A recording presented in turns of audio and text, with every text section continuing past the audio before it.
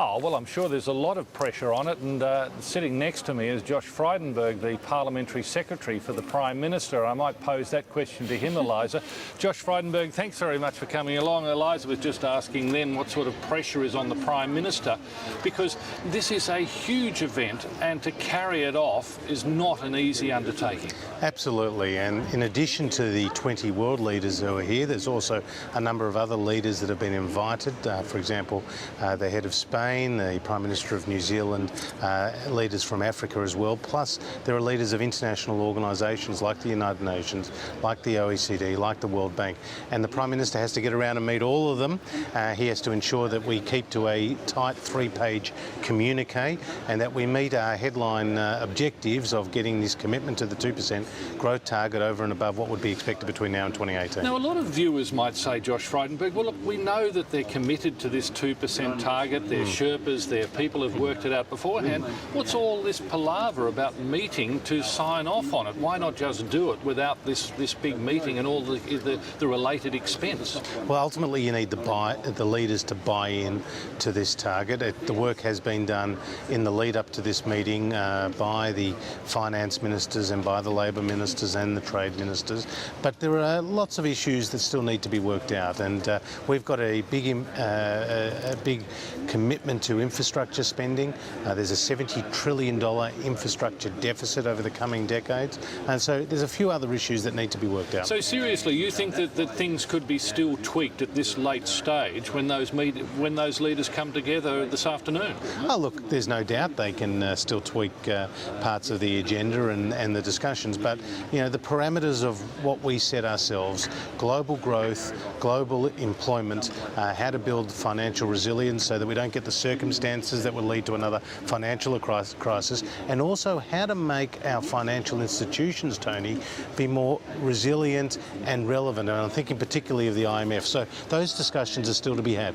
I noticed that on the sidelines of the discussions yesterday, a number of big businesses were talking about the need for labour reform. Yeah. Now, is that a sort of an issue that's going to get some further airing, or will it stop in its tracks on the sidelines? Well, to meet this 2% target, individual nations have put in a whole series of policies, and there are about 1,000 different measures that they have submitted. That will form part of the overall Brisbane Action Plan, and it will be monitored by the IMF and the OECD. And no doubt, as part of those 1,000 measures, there will be a lot of suggestions or a lot of commitments by individual countries about labour market reform and flexibility. All right, well, a country commits, let's say, to the 2%. It commits to different initiatives, structural reform.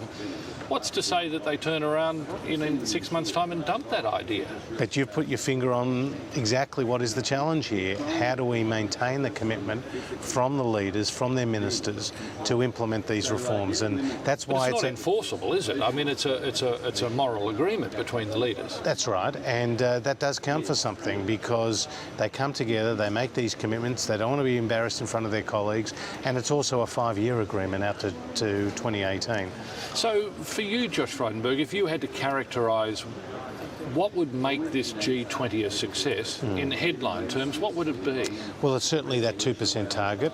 It's also infrastructure investment, and we're going to establish a hub where we can share data and best practices from around the world. It's about movements around shadow banking and over-the-counter derivatives. It's about the relevance of the IMF and other international institutions. So it's multifaceted, Tony. So you're talking about freeing up trade, if you like, between the G20 and other countries.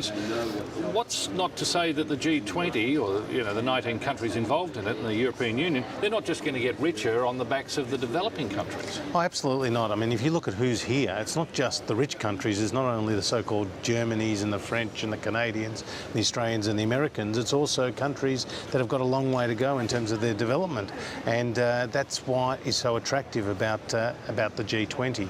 It brings together a whole range of different countries who need to sit at the top table. Everyone from Argentina and South Africa to Indonesia and Australia to the United States and Germany. All right, you're the Parliamentary Secretary to the Prime Minister. Has the Putin-Abbott issue been a distraction? No, I think that issue has been discussed and dealt with in Beijing, but Tony Abbott didn't take a back foot in putting his points forward, namely that we have evidence and information that would indicate that that rocket launcher came from Russia. It was fired in Ukraine, it downed the civilian airliner. It led to the terrible loss of nearly 300 lives, including 38 people who called Australia home. We need Russia's cooperation and their adherence to Resolution 2166 of the Security Council to actually get justice for the perpetrators and for the families. Now, Mr Abbott said he had proof that that rocket launch the launcher came from Russia. Where's the proof? Look, he said he had information, and I'm sure that's not going to be shared with either you or I, Tony. Well, but for his credibility, doesn't he need to put that out in the public? No, I think the Russians know exactly where that rocket launcher came from, and I'm sure there are ways and means for nations to be discussing things like that sensitively, but also forthrightly behind closed doors. Now, Josh Frydenberg, you said it's not a distraction, but you're up here in Brisbane at the G20. You've seen the newspapers up here, the Courier Mail. I mean, they're having a crack at this whole thing day in, day out. I mean, it's got to be a distraction, doesn't it? And the international community are looking at these papers. Yeah, well, certainly Vladimir Putin sending his warships into international waters, close to Australia is another sign of his so-called muscular diplomacy. But we have seen that repeated off the Canadian coast and off the Californian coast and near Singapore at times of other international meetings. But, Tony Abbott's right. What Russia does is a matter for them, but how the world responds to their level of assertiveness is a matter for us. And we certainly haven't been too happy with some of the recent pronouncements by Russia. Just very quickly, Josh Frydenberg, the International Energy Agency, there's been criticism of it. Why? Well, firstly, the countries represented here, Tony, at the G20 represent about 82% of the world's energy supplies. When you look at it in a group like the International Energy Agency, about 55% of the world's consumption of energy is not represented in that grouping. So China, India, South Africa, Brazil are not represented.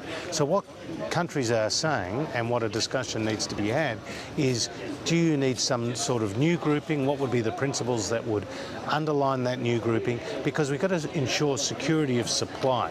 I mean, 1.3 billion people don't have access to electricity. Is this a pointed argument at Saudi Arabia and the Gulf states? No, look, Saudi Arabia, Russia, they've all got to be part of the solution. I mean, for them, they have a vested interest too in ensuring transparency around price and consistency around price. But are you saying that, just very quickly, that something about the International Agency may come up in these talks? I'm sure there will be discussions about energy efficiency and about the relevance of those organisations, and particularly the International Energy Agency, because what it's all about, Tony, is about boosting transparency, boosting security around supply, and not allowing countries to use their fact that they're an oil producer as an instrument of foreign policy. All right, Josh Frydenberg, many thanks for joining us Nice here to be today. with you, Tony. Josh Frydenberg, the Parliamentary Secretary of the Prime Minister, and of course we wait for that afternoon of welcome to country, the red carpet and the meet and greet by the Prime Minister at the front door of his big party at the G20 in Brisbane. Back to the studio. Tony.